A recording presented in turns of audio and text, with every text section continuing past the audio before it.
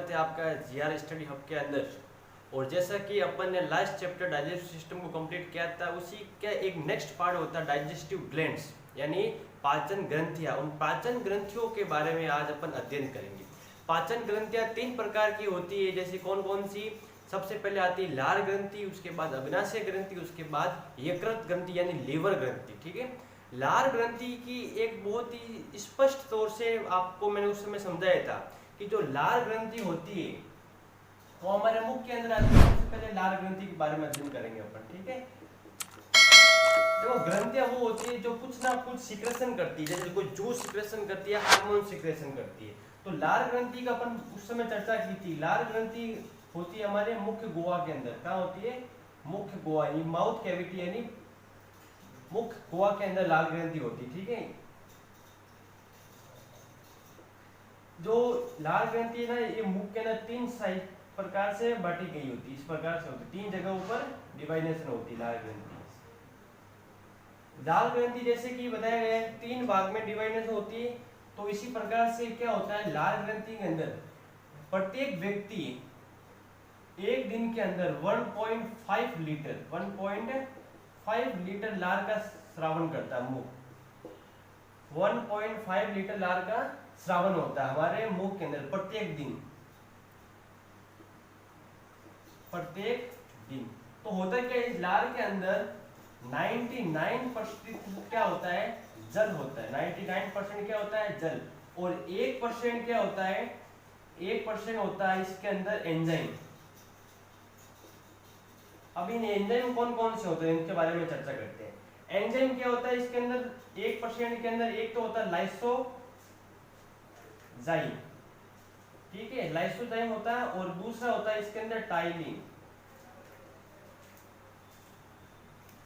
एक होता है लाइसोजाइम और दूसरा होता है टाइलिन। लाइसोजाइम क्या करता है कि जो लाइसोजाइम है ना, वो बैक्टीरिया को मारने का काम करता है। किसको मारने का काम करता है? बैक्टीरिया को मारने का काम करता है।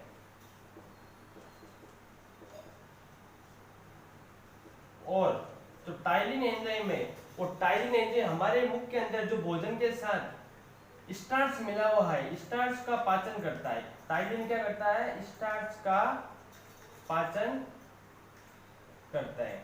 तो ध्यान से देखना कि लार ग्रंथि के अंदर 1.5 लीटर लार प्रत्येक मनुष्य प्रतिदिन सिक्रेशन करता है। और उस लार के अंदर 99% क्या है? जल मिला है, और 1% उसके अंदर एंजाइम मिला होता है। 1% एंजाइम के 2 भाग होते हैं, एक होता है लाइसोजाइम, एक दूसरा होता है टाइलिन। लाइसोजाइम क्या करता है कि जो सूक्ष्म कण है, बैक्टीरिया हमारे भोजन के अंदर आए हमारों को हानि पहुंचाने के लिए, तो उसको क्या करता है लाइसोजाइम उधर मुख के अंदर ही उसका सफाया करने का काम करना स्टार्ट कर देता है। और टाइलिन जो है, टाइलिन जो हमारे मुख के अंदर जो मीठा है स्वाद या कार्बोहाइड्रेट्स में जो स्टार्च मिला हुआ है, उस स्टार्च का पाचन मुख के अंदर स्टार्ट कर देता है। तो लार ग्रंथि की बात हो गई यहाँ पर।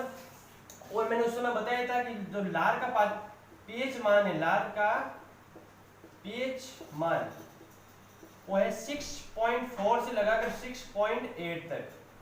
ठीक है, लार का पीएच मान 6.4 से लगाकर 6.8। लार के अंदर क्या होता है कि टाइलिन स्टार्च का पाचन करता है, और लाइसोजाइम जो है वो बैक्टीरिया को मारने का काम करता है। लार ग्रंथि के अंदर अपन को सिर्फ यही चीजें पढ़नी है। उसके आगे की बात करते हैं अपन नेक्स्ट ग्रंथि के बारे में।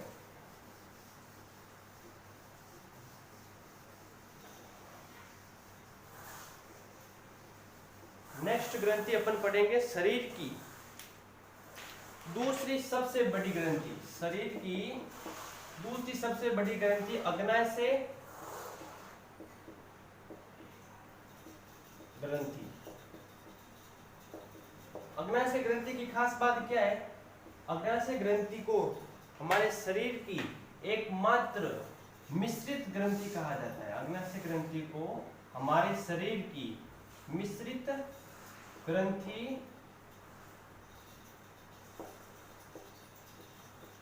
कहा जाता है।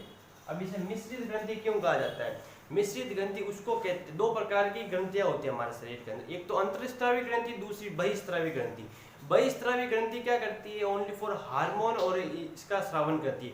अंतःस्रावी ग्रंथि क्या करती है? एंजाइम का श्रावण करती है। तो ध्यान से देखना, एक तो होती है अंतःस्रावी ग्रंथियां, अंतःस्रावी ग्रंथियां, और दूसरी होती है बहिस्रावी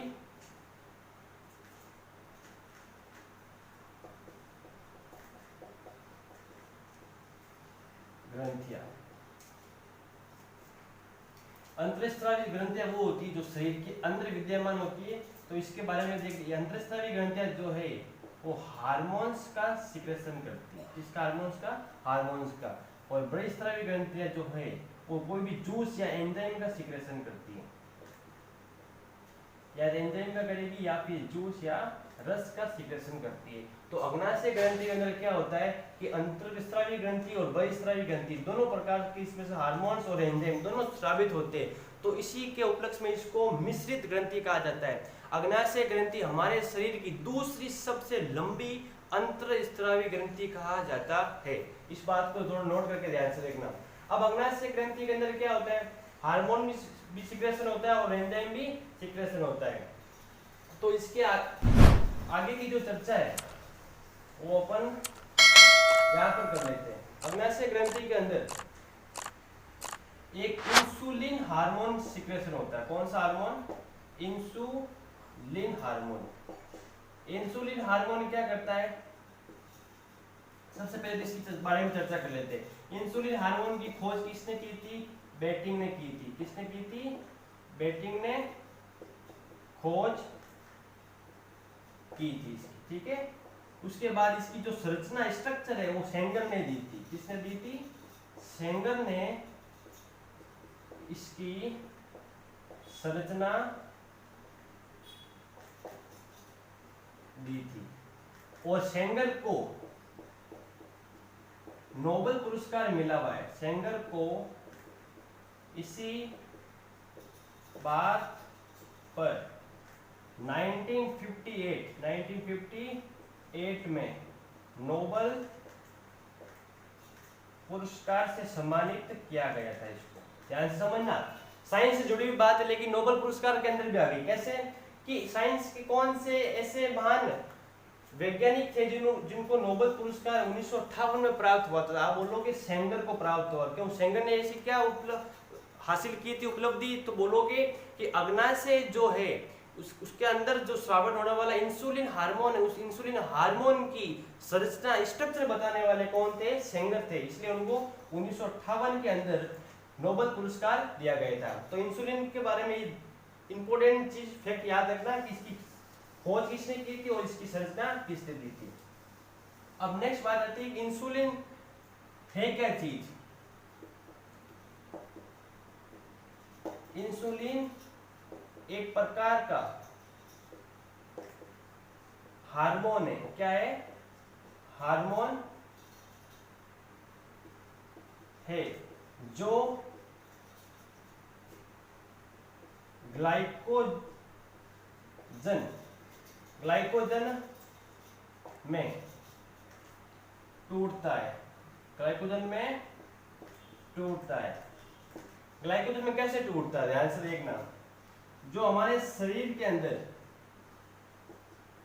ग्लाइकोगोन होते हैं उनको इंसुलिन के माध्यम से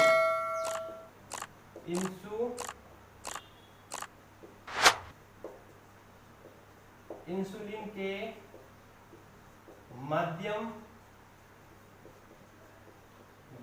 से ग्लूकोज में परिवर्तित, ग्लूकोज में बदला जाता है। इंसुलिन ऐसा हार्मोन है जो ग्लाइकोगोन को इंसुलिन के अंदर साथ में अगर मिलाया जाता है तो वो ग्लूकोज में बदल जाता है। और ग्लूकोज ही हमारे पूरे शरीर की ऊर्जा को बनाए रखने के लिए आवश्यक होता है, क्योंकि ग्लूकोज का सप्लाई जैसे जैसे बॉडी में होता रहेगा उस प्रकार से आप लोगों को ऊर्जा प्राप्त होती रहेगी। तो इंसुलिन एक ऐसा हार्मोन माना गया है, अग्नाशय ग्रंथि के अंदर स्रावित होता है, जो ग्लूकागोन को इंसुलिन के साथ अगर इनकी रासायनिक क्रिया होती है तो ये ग्लूकोज के अंदर टूट जाता है। ठीक है। उसके बाद अपन पढ़ते आगे की बात कि जो अग्नाशय रस होता है, इसके अंदर एक अग्नाशय रस भी स्रावित होता है। अग्नाशय रस अब अग्नाशय रस का जो पीएच मान होता है वो 6.8 से लगाकर 8.4 तक होता है और प्रतिदिन 1 लीटर अग्नाशय रस का श्रावण हमारे अग्नाशय में होता है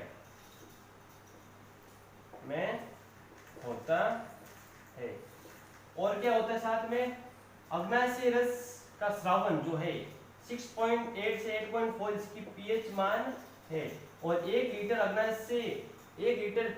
जो अग्नाशय रस है वो प्रतिदिन अग्नाशय के अंदर स्रावित होता है और भोजन के अंदर मिल जाता है। ये एक प्रकार का सारे पदार्थ होता है। क्या होता है? सारे पदार्थ होता है। अग्नाशय जो है वो पत्तीनुमा संरचना होती है। क्या होती है?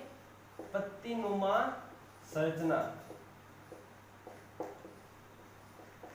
संरचना होती है अग्नाशय।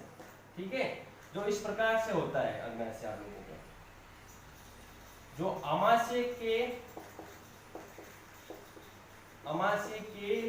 नीचे पाया जाता है, अमाशय के नीचे पाया जाता है। ठीक है, अमाशय के नीचे पाया जाता है और अग्नाशय के जस्ट नीचे ही आप लोगों के ड्यूडेनियम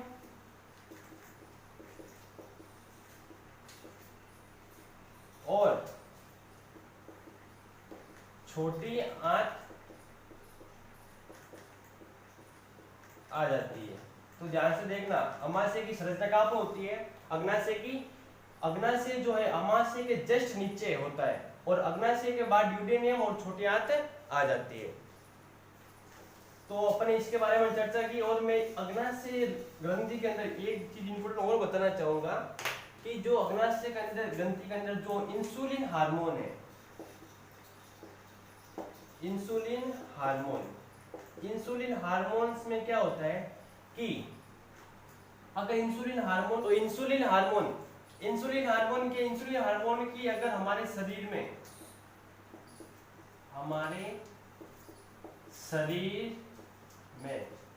अगर इंसुलिन हार्मोन की वृद्धि होती है, इंसुलिन हार्मोन की वृद्धि होती है तो ग्लूकोज जो है, ग्लूकोज ज्यादा से ज्यादा ग्लाइकोजन में जमा होने लगता है, ग्लाइकोजन के अंदर जमा होने लगता है। और यदि ग्लाइकोजन के अंदर ग्लूकोज जमा होने लगेगा तो क्या होगा? हमारे शरीर के अंदर इतनी मात्रा में ग्लूकोज बढ़ जाएगा कि वो किसी ना किसी रूप से बाहर निकलेगा। अब बाहर निकलेगा तो हमारे शरीर में क्या होगा? ऊर्जा की कमी होगी, व्यक्ति सारा दिन काम नहीं कर पाएगा और उसको लगेगा, हमेशा महसूस होगी कि उसको थकान है और उसको कुछ भी काम करने की इच्छा नहीं होगी। इंसुलिन हार्मोन ज्यादा सिक्रेशन होना भी खतरनाक है और कम सिक्रेशन होना भी मैं भी आपको बताता हूँ कि इंसुलिन हार्मोन की जो कमी है उस कमी से एक बहुत ही खतरनाक बीमारी लगती है जिसे शुगर का नाम दिया जाता है, डायबिटीज का नाम दिया जाता है। तो इंसुलिन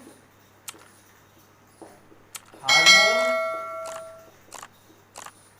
की कमी या नेगेटिव मात्रा में जब होगा, कमी होती है तो जो ग्लूकोज है वो ग्लूकोज क्या होगा? हमारे यूरिन में जमा होने लगता है, यूरिन में जमा होने लगता है।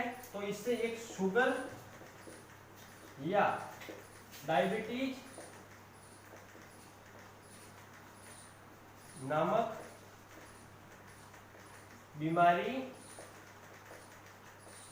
हो जाती है।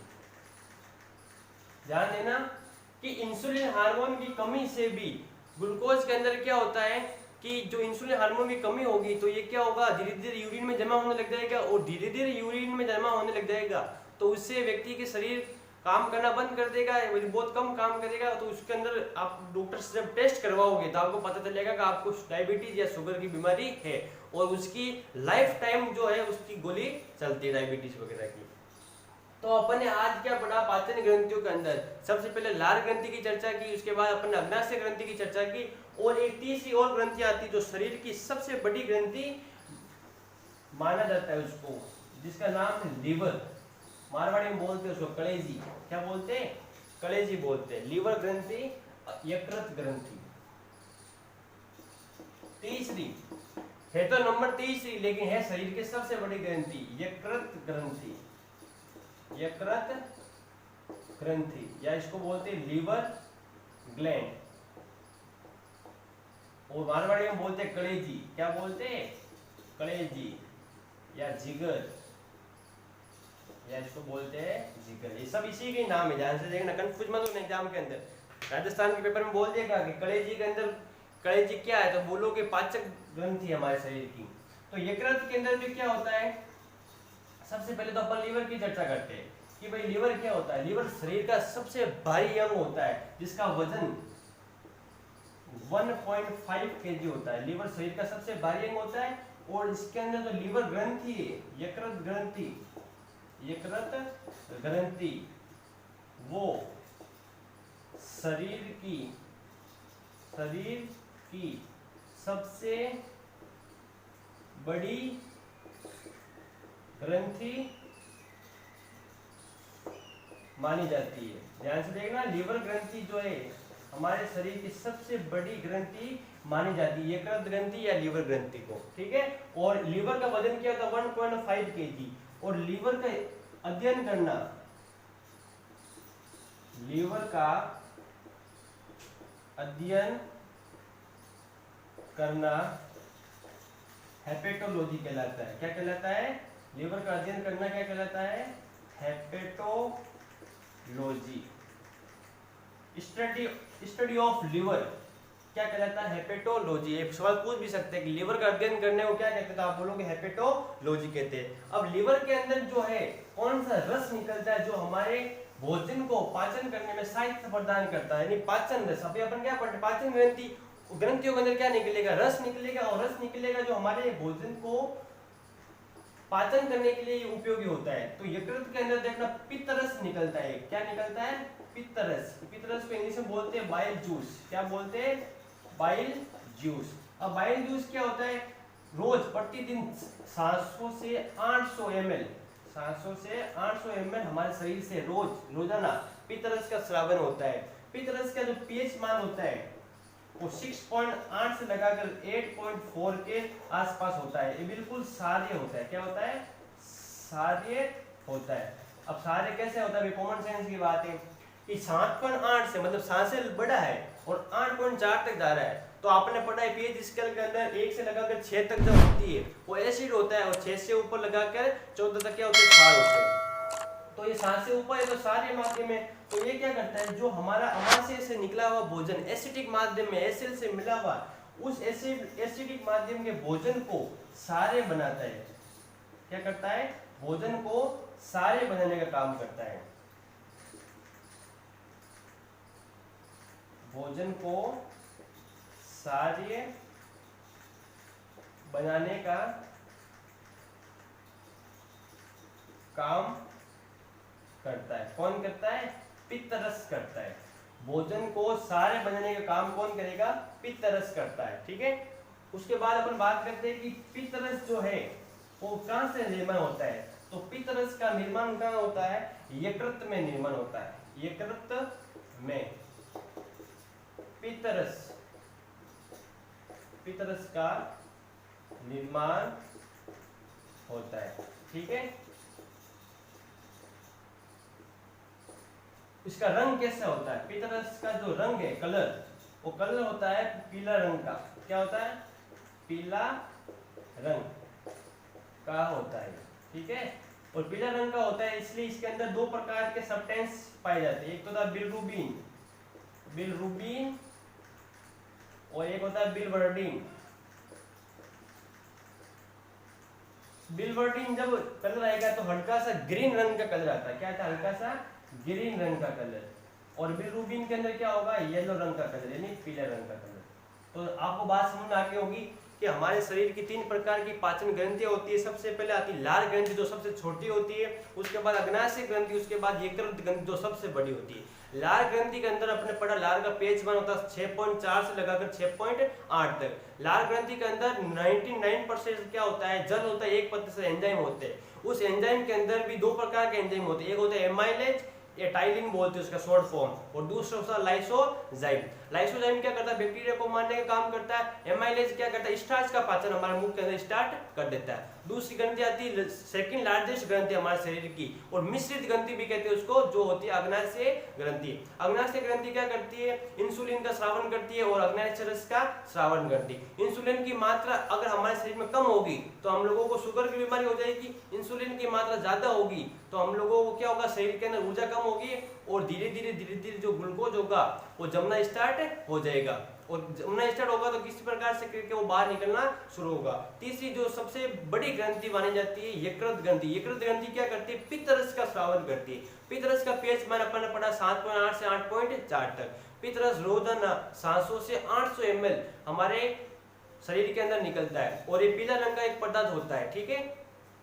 तो आप लोगों को मैंने आज ये बताया कि पाचन ग्रंथियां जो होती है हमारे शरीर के भोजन जब पाचन होता है उस समय कौन कौन सी ग्रंथियां अपन कैसे किस प्रकार से योगदान प्रदान करती है, उसके बारे में अपन ने आज चर्चा की। अब मैंने आप लोगों को डाइजेस्टिव सिस्टम आज मेरी तरफ से आप लोगों के लिए पूरा कंप्लीट हो रहा है। डाइजेस्टिव सिस्टम के अंदर एक भी पार्ट नहीं जो अपन लोगों ने मिस किया है, मैंने छुड़वाया, ठीक है।